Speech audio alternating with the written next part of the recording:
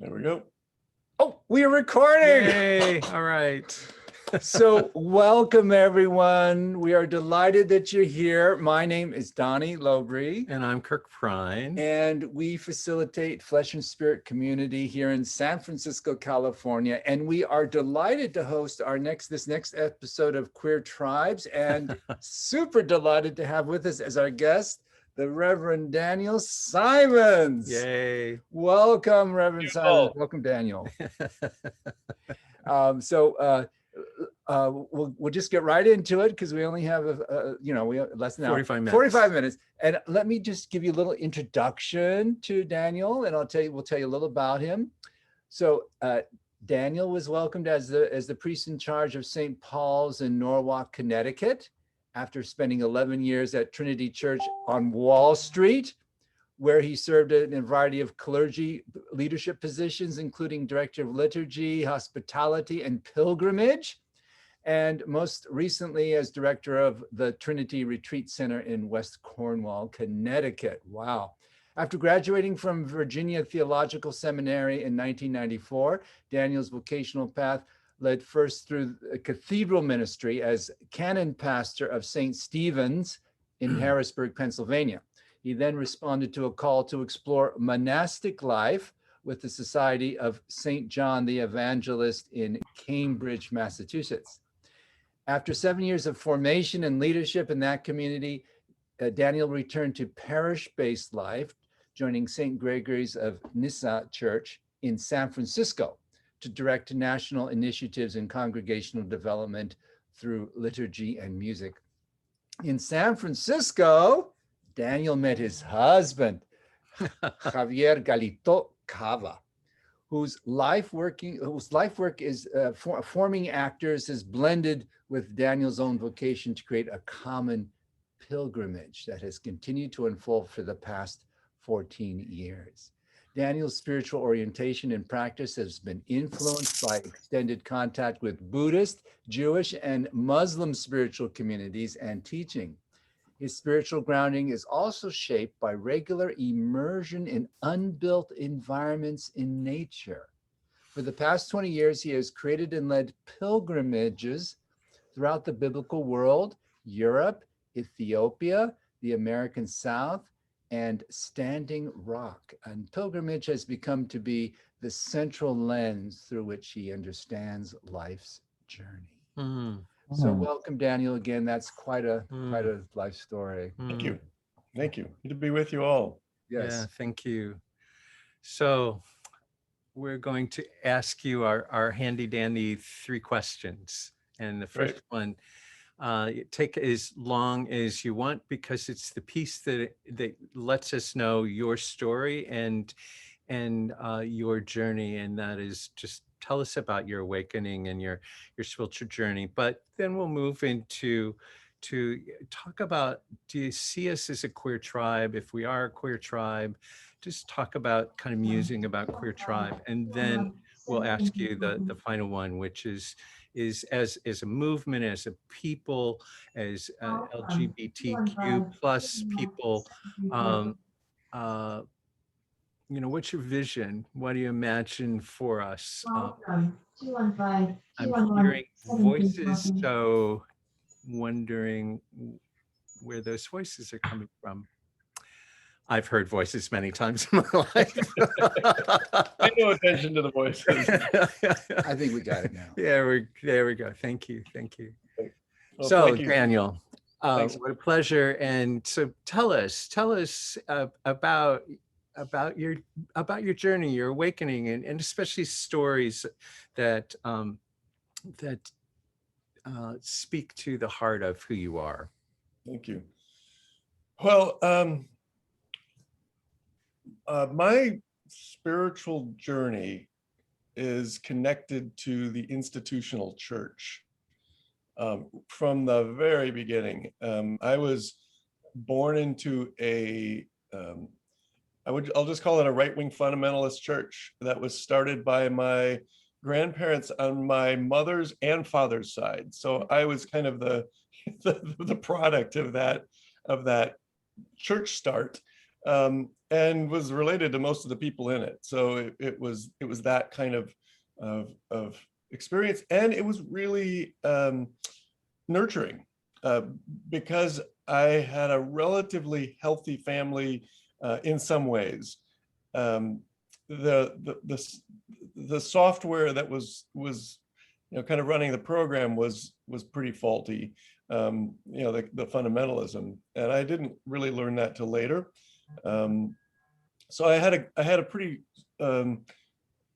strong family structure growing up. We joked that it was a kind of cross between Walton's Mountain and Little House on the Prairie, which were about the only two shows we were allowed to watch. And even as a kid, I thought, I'm kind of like watching the story of my life here. And Lake Wobegon, that was another one we listened to, and it was, it's like that's a sketch of my life. The spiritual awakening, though, I want to keep leaning into that. It was important for us when we were children to have that, make our own choice, to say, yes, I want this, a little bit like baptism in mainline churches. So that was, for me, a decision when I was 4 years old. It was very important, and I was very proud of that. It also made me feel like I was kind of in the club, so I didn't worry a whole lot about what that really meant, except that I belonged, and that again felt pretty important. But if you're gay in a world like that, even if nobody talks about it, and nobody did, there was that awareness that something also was off, both in what I was, in the script I was getting of unconditional love, and it was real clear that you were accepted in the social unit if you followed a certain set of parameters, and so I did. I had no intention of breaking that code, but it was also really clear to me that by the time I got through high school, if I don't leave here, this is going to close in on me. And I,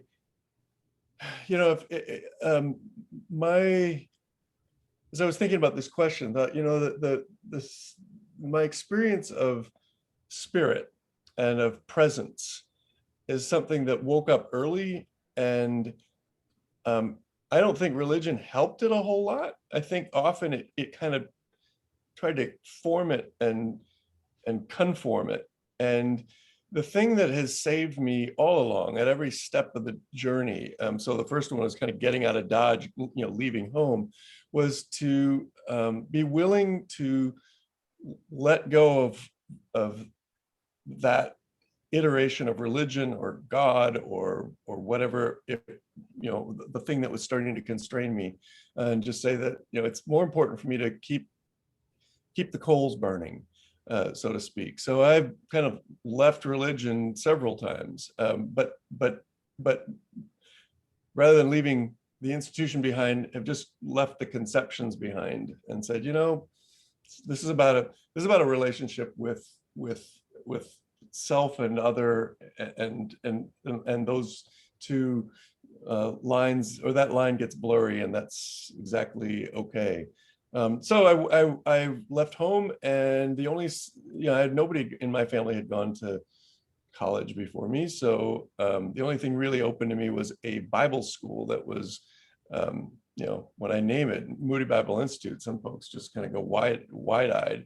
But for me, that was an opening, life-opening experience, because it was the city, and I was surrounded by kids from all around the world. And in some ways, it was one of the most spiritually alive times of my life.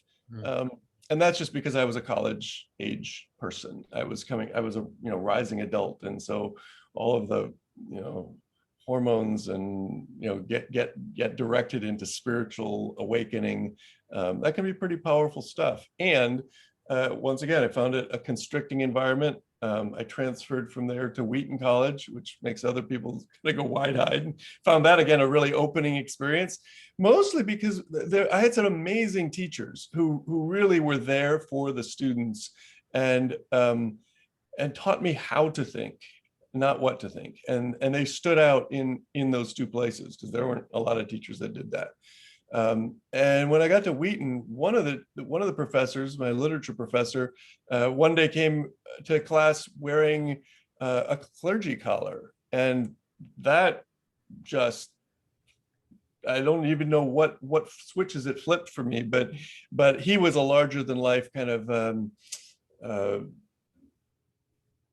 well, just a really attractive teacher. And so I thought, I gotta find out what that's about, and found out where he was a priest, and I didn't even know that was possible at Wheaton College, and discovered the Episcopal Church. And it was an extraordinary one that again kind of opened up so many windows for me, because I found a bunch of people saying, yeah, I don't know, that's a good question, let's talk about it, instead of here's the answer. I mean, they were interested in the bigger question rather than what the answer was.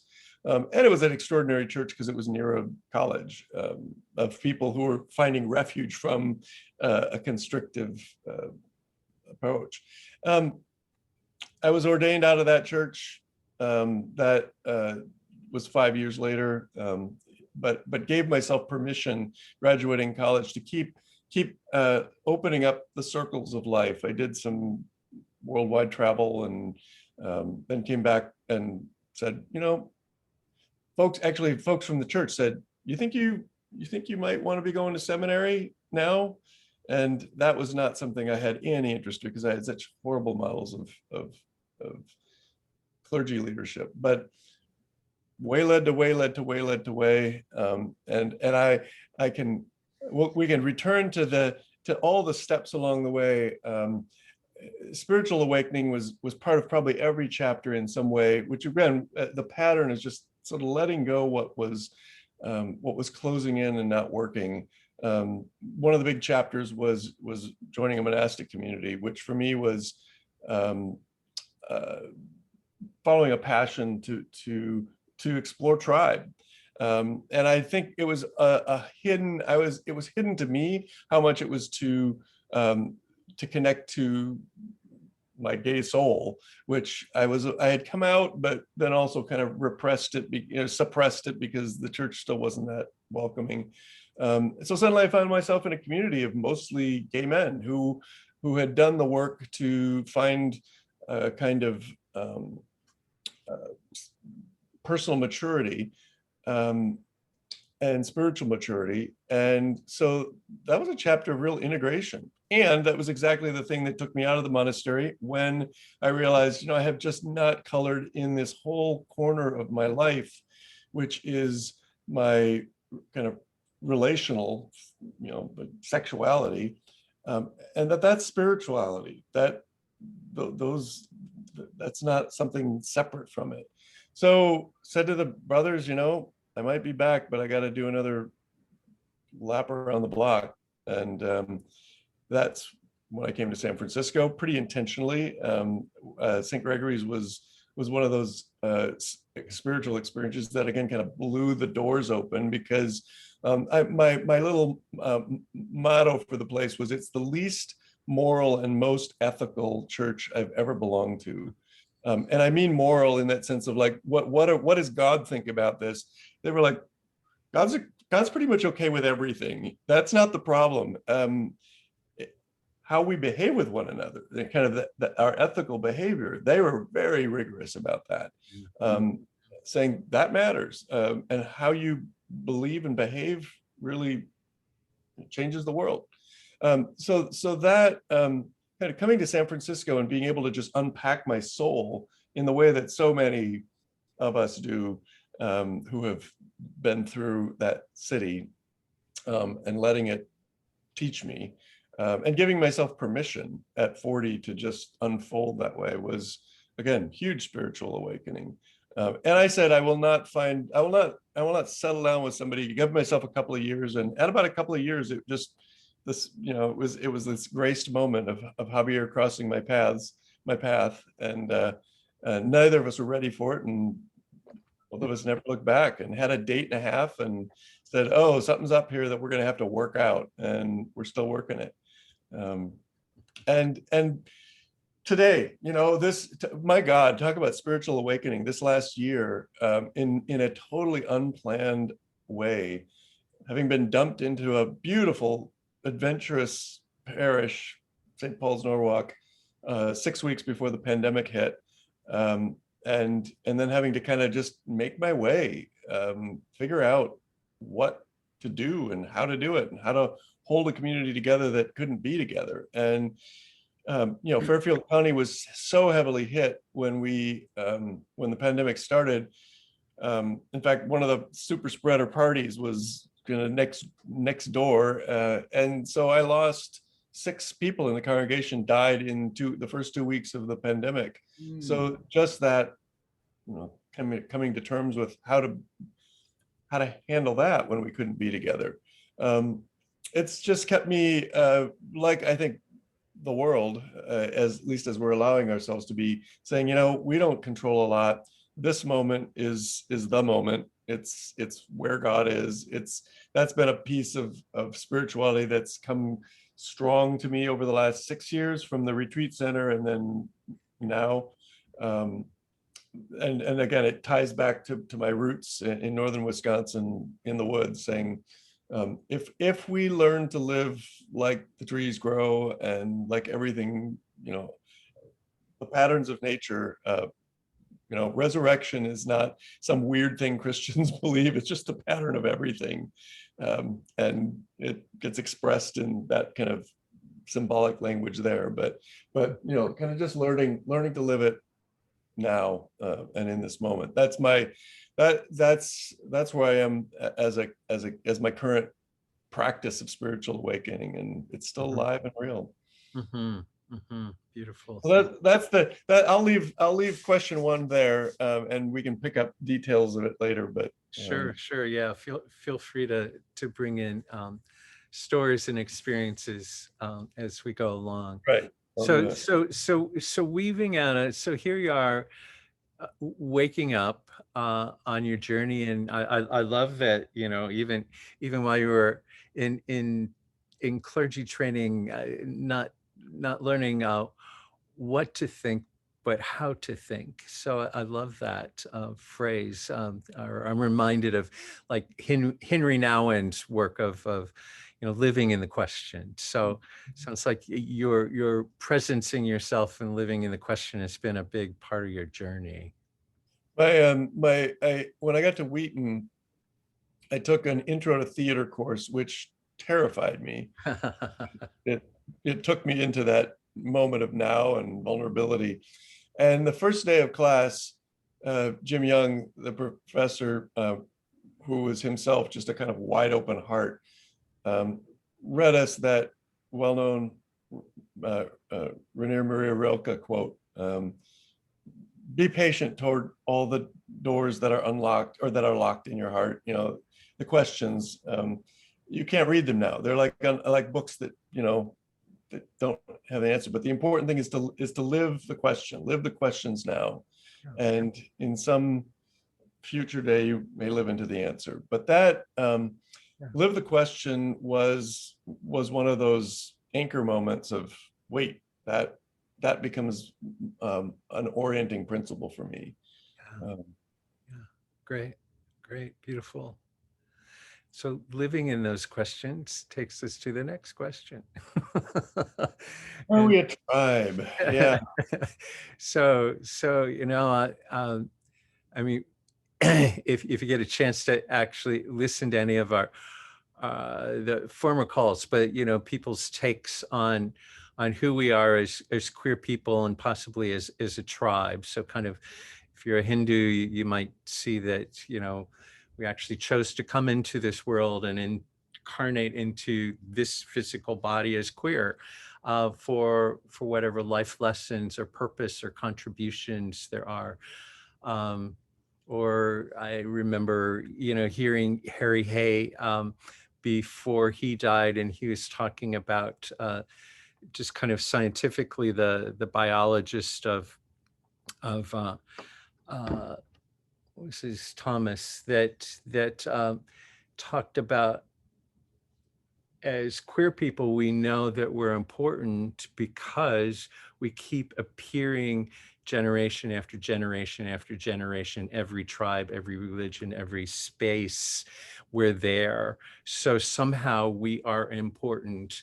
So getting back to tribe Yeah. and kind of framing that, how do you see us as a queer tribe? Do you see us as a queer tribe? Or maybe what's our purpose as a queer tribe? But begin to Yeah, yeah. go down that trail. So there's two words that had come to mind before this, and a third one just appeared now. I could say something about queer folk as catalyst and as tribe and then as allies.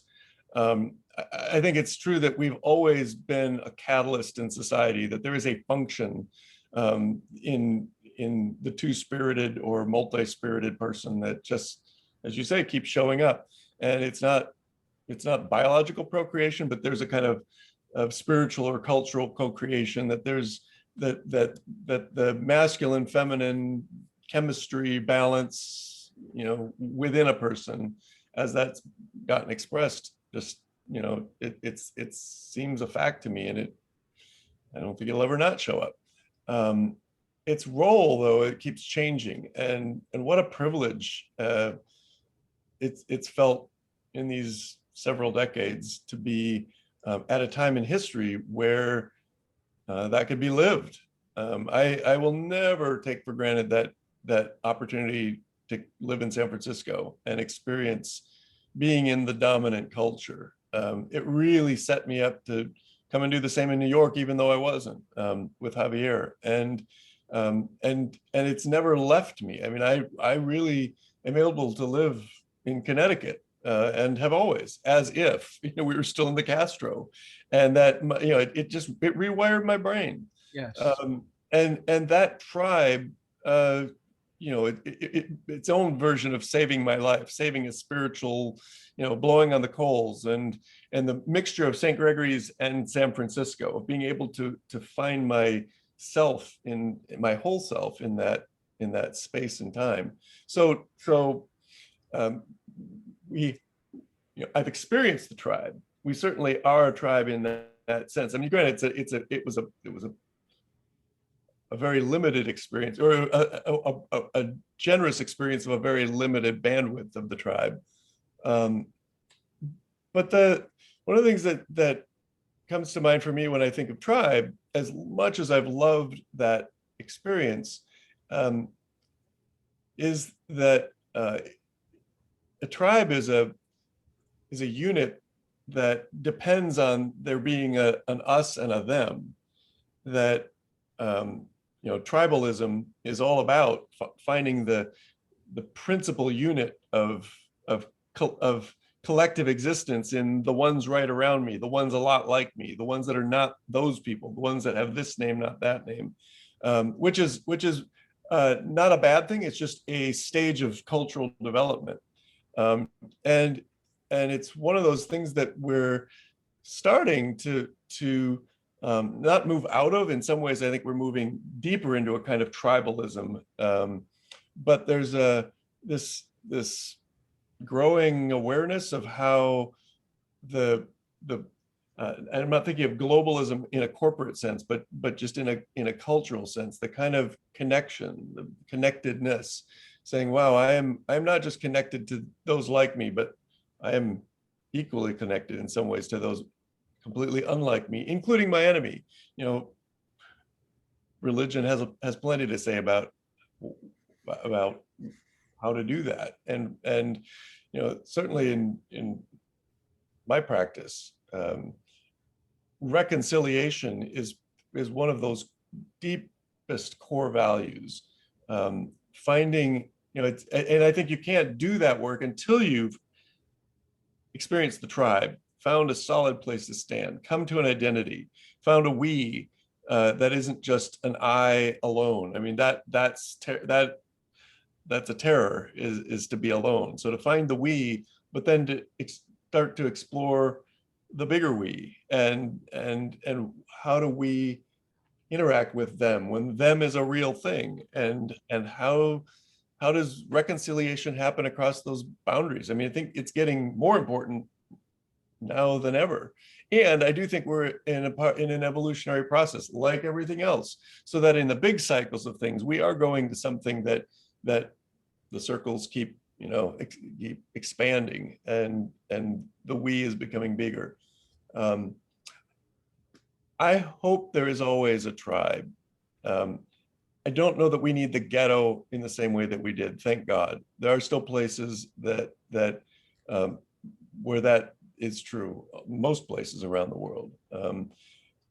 There's work for us to do. I think this is where it comes then closer to alliances, finding common cause with other groups that identify as a we.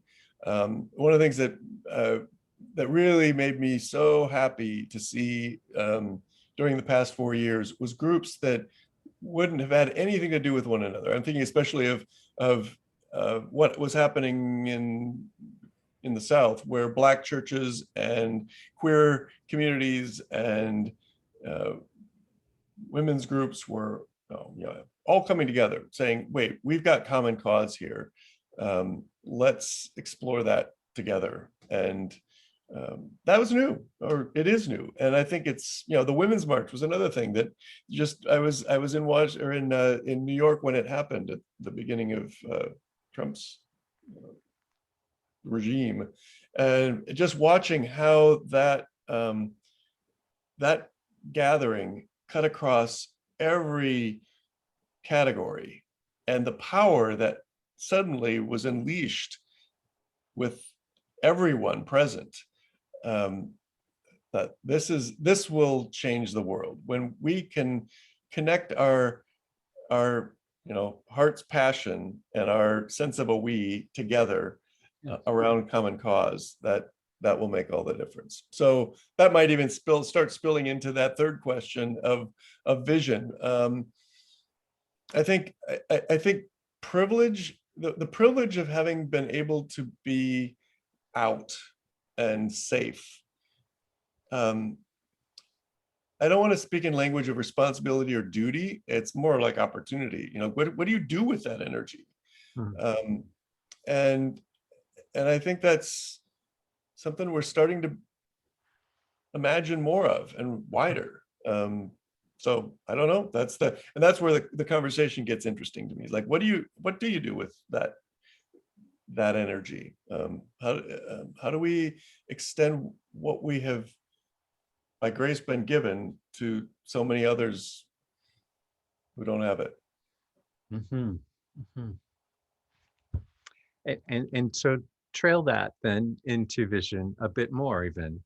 Are there specific things as a queer tribe that maybe uniquely we can contribute, or our gifts, our skills, or our energy to bring healing and freedom and to the rest of the world? What's your vision for us in especially in these days of mending the racial unrest, mending all of the paradoxes between science and spirituality, and COVID times, and conspiracy theories, and so forth. But yeah, What's coming in this moment is to do the spiritual work, that all of us have been, just by virtue of being born gay in the society we've been born in, have had to do some work to kind of find the courage to be. That's not insignificant work, and to continue that work, to say, all right, how do I, instead of using that as a platform to stand on, yes, it's that, but it's kind of like Doctors Without Borders. How do I take that beyond what gives me the comfortable life? So where I imagine some of, and this is where I kind of keep coming back to alliances, where it seems like we're headed is what is predictable in in turbulent times where we find somebody to blame, us to scapegoat, where we go to our own corners and blame another group. It's just what we're in the middle of. And the left, as much as the right, can participate in that game of saying, they're to blame, and if we just got rid of them, things would be fine. That is just part of the same old story, and it doesn't work. It's broken. So using what we have achieved in our own souls of learning how to see the other, even in ourselves, and make friends with that and let it be, and be okay to say, to keep extending that generosity where it's really hard right now to like, who's the neighbor? I mean, this is one of those Jesus stories of like, it's not your buddy next to you as much as the person you can't stand that's across the street, close enough to be in your zone, but far enough to be somebody you'd actually like to vote off the island. That's where it gets interesting to say, can I do the stretch to build the bridge? This is something that started in San Francisco, and I only really heard about it on NPR, but I've been fascinated by it. Two basically kids who invented something called Let's Make, or Make America Dinner Again. Where they invited, identifying left and right leaning people, put together for dinner, put them in dyads, had them talk about their lives, not politics, okay, and then had them describe the other person when they came back together. And just that experience of storytelling and sharing and stepping into each other's shoes, it was just beautiful to listen to the stories that came out of that, of mutual respect. It didn't change their minds about anything, except that something, the ground shifted for them. That's, we said, a couple decades ago, if every kid just came out to their parents, the world would change. Yeah. And I think it's a little bit like that with this too. If we all just had, dinner with somebody we didn't agree with, on the opposite end, and that's not a formula, and I know that's way too easy, but I think it's just stepping out of what we've come to now, which is not something it's the unintended consequence of 1,000 channels of news and Facebook, that we're all in our bubbles. We're all in an echo chamber. So how do we step out of that and listen across lines, and realize that some of the work is reconciliation. It's not all easy. Beautiful. So a word we use a lot in our community is bridge building, and it sounds like you're talking about kind of empathy, bridge building, just mutual respect. So love your neighbor, sit down and have, I mean, Donny and I, during the Trump administration, my prayer repeatedly was, okay, so I know I need to talk to some of these people for my own healing, that I totally ravishly, disagreed with, and so we ended up of all places being with our teacher in Bali, Indonesia, and she'd gathered all these people, and here was an American expat who had just voted for Donald Trump there, and while we were there, there was also a young man who was autistic, who kind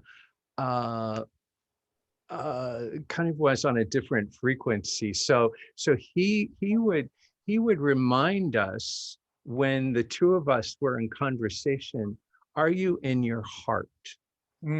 So every time the conversation about policy and the country and Donald Trump and, would go someplace, he'd stop us and say, get in your heart, get in your heart. Right. And I felt like that was like God talking, Yeah. saying, "Oh, yes, the message. This is how we're going to find each other." So I'm kind of mirroring back what I just heard you say in a Yep. story that's Yep.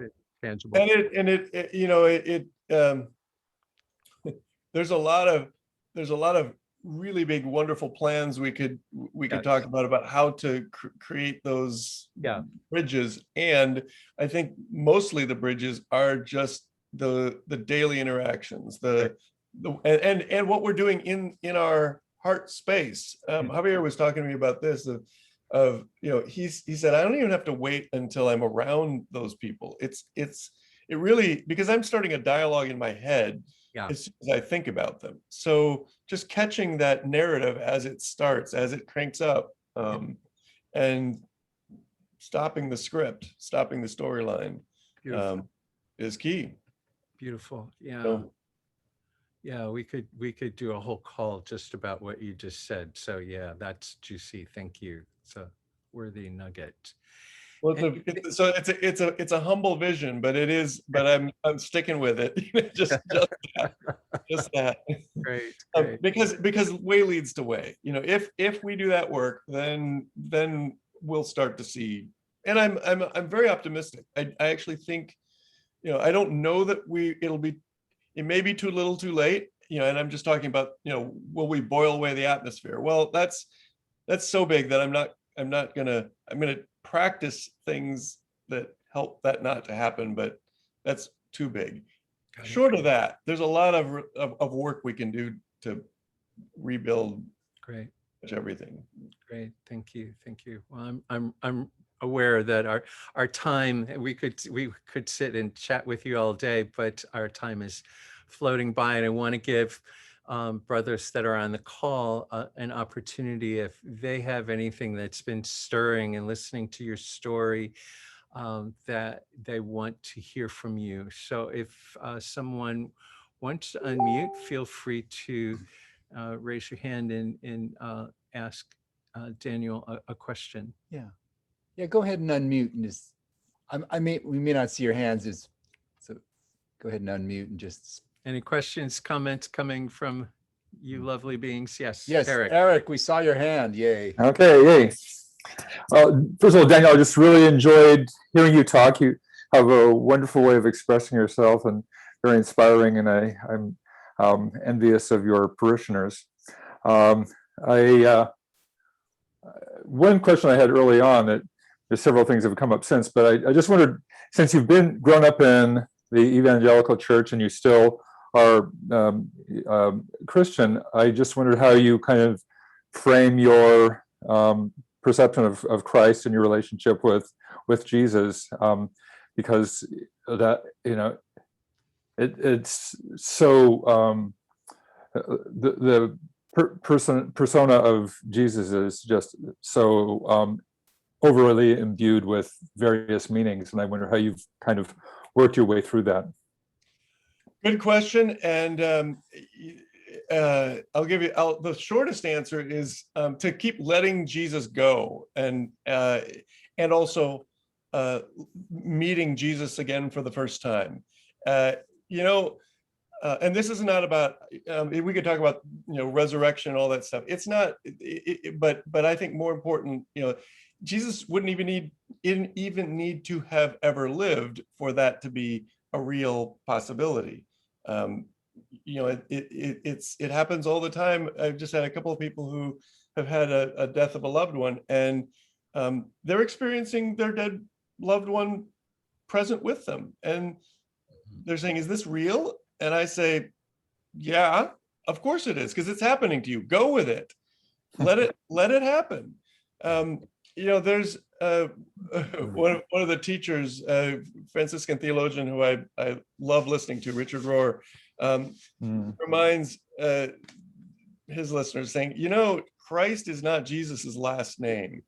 If you really follow what happens as Paul, the Apostle Paul, unpacks it, and the New Testament unpacks it, this thing that happens is this kind of awareness that Christ, the word Christ, is this, means anointed, that Jesus is the anointed one, but it's not this, Jesus is uniquely anointed unlike anyone else. It's that if you can see it in this one, then you can start to see it everywhere. This idea of God being incarnate in everything. And how could it not be? I mean, one of the things that I've been jazzed on most is listening to quantum theory from a layperson's perspective. Because when you start to realize how connected everything is, it's insane. And scientists' minds are just, they're sounding more like prophets and priests than the priests are. Yeah. And so for me, that's where I go, is to say, if Christ is a word that means everything, and Jesus is someone who just kind of went to the end of love, followed the course all the way, and is still, again, for me, it's and for early Christians, the Spirit, in the Trinity, Father, Son, Holy Spirit, the Spirit is the Spirit of Jesus alive in the world. So it's just, again, a little bit like listening to your grandmother who's still with you. I mean, it's a lot bigger than that, but it's connected into everything. So I just let it be what it is, and what it is keeps changing, and that is just fine. So I'm pretty unconstrained by what I would call bad theology, and the good theology tends to be bottomless, because Christianity, like all the major religions, has its depths in the wisdom tradition, which is really, when you listen to it, the same across every religion. I mean, the principles are always going to come back to the depths at the same spot. And once I realized that about my own religion, I could let its idiosyncrasies just be what they are. Great, thank you. Thank you. All right, one more question. Brian. Thank you. I'm wondering if you have any insights on contemplation as gay men. Yes. Well, maybe not. Contemplation just as a practice, I think, is essential. And I don't define what that looks like, but I think some daily practice that helps us get out of our, mental circuits that are constantly running, and often just kind of running us into the kingdom of anxiety. So whatever it is that helps short circuit that and help us become aware of presence. And I don't mean that in a monotheistic way, but just, what happens when we go quiet. I think as gay men, I'm going to hazard something I'm not sure I believe, but I'll just say it anyway. I think I think a lot of us are drawn toward it instinctively, and it is because of that two-spiritedness, that because of the forces that we find within us, and some of them aren't conventional or don't follow the conventional paths. It helps us listen to the words between the words, or the silence, the presence. And then beyond that, I really don't know. I guess I don't know how to speak to us as gay men, but just as people of the Spirit who want to stay open to real presence, to just do it. That the key is practice, and it doesn't take much practice. It takes just a little bit to kind of get the wedge in the door to start becoming aware of more and more. To me, I will say now, speaking as a priest, that the project of salvation is better defined as liberation, and it's the liberation of what is really unaware to awareness, which might sound Buddhist, but again, at that center of the wisdom traditions, they're all going to come together. That what changes for us, there's no transaction with God. Nothing changes with God. It all changes within us, and that daily practice helps keep opening those channels of awareness. Thanks, Brian. Yeah, thank you. Thank you for the question and the answer. All right, I think we're probably pretty close to our time. So thank you, Daniel, so much for all of your wisdom. Is there anything, Daniel, you want to closing comment or work that you're doing or things, all those pilgrimages that you cited as like, oh, I want to go with you. Well, that just started.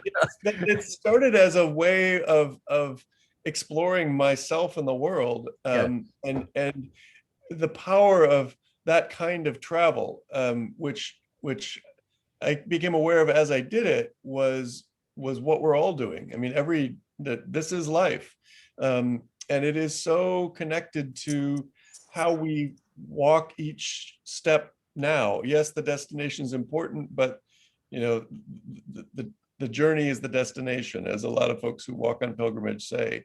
So we're in it, and that has helped me as I practice that, really keep anchoring down in what's right now, not what's beyond COVID or some other time or some other way, but just now. And that's how I will just continue to practice. Right. I don't have anything to plug.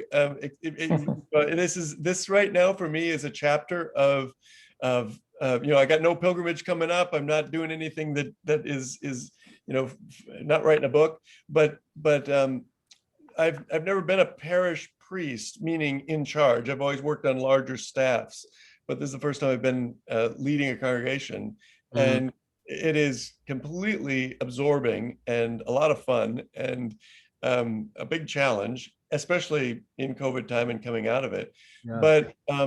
But one of the things that's happened is we've realized that we're never not going to be online, because we're always going to have a channel open to the world, because it just makes sense. So that's the only thing I have to plug, is to say, circle into, like Eric, circle into the conversation. I don't know what that means. I don't know how that will change us, but I know that it will. I'm not interested in preserving the institution. I'm interested in seeing what happens in the realm of the spirit. Sorry to interrupt, Daniel, but I just had an idea. Perhaps you'd like to give us the URL for your congregation. Would that be okay? So the best way to find it is, instead of the whole URL, it'll pop up in any search. St. Paul's Norwalk is all you need. So if you're on Facebook and you type that in, you'll get there. And if you're just on Google and you want to find the website, great. I put it in the chat. St. Paul's Norwalk, Connecticut. That should do it. All you need. Great. Great. All right. Thank you. Thank you so much. Thank you. Really good to be with you all, and all those watching later. So thank you so much, Kirk and Donny, for doing this, and thank you all for making the tribe open to everybody. Right. So yeah, and y'all, there will be more Queer Tribe calls coming up soon, and this one will be, if you want to replay it for some nuggets that you got out of it. But we'll send it out to about 1,000 queer folk in the next couple days. So, all right. Namaste. Namaste, everyone. Thank you so much. All right. You will. Okay. Bye. Bye.